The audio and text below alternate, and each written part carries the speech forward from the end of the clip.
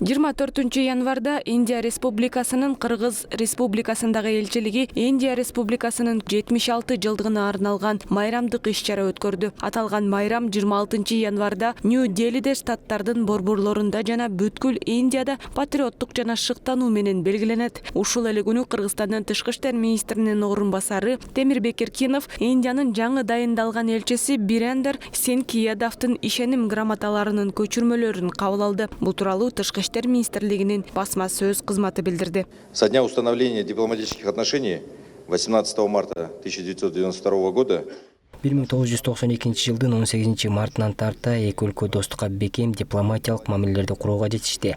Ошондой эле активдүү жана өз ара пайдалуу кызматташтыкты орнотту. Кыргызстан менен Индия өлкөлөрүнүн ортосундагы мамиле өз ара урматтоо аркылуу бекемделип, өнүгүп келе жатат. Биз эки мамлекеттин ишеним деңгээлин жана өз ара түшүнүшүүсүн бийик баалайбыз. Уровень доверия и взаимопонимания между нашими сторонами.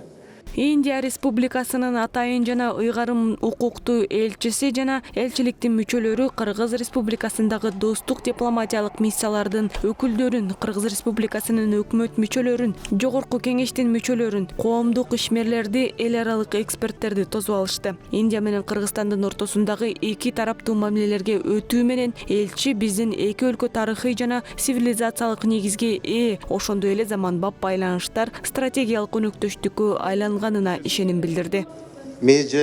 Бул күнү Индиянын 76 жылдык республика күнүнө байланыштуу өткөрүлгөн кабыл алуу иш-чарасына катышып жаткан тышкы иштер министринин орун басары урматтуу Темирбек Эркинов мырзаны кабыл алуу мен үчүн ыйык милдет жана абдан чоң кадырбак. Республика күнү Индия үчүн маанилүү дата. 1947 жылдын 15 августунда көз карандысыздыкка жетишкенден кийин Индия байыркы цивилизациялардын бири катары конституциясын кабыл алуу менен мамлекет болуп калыптанган.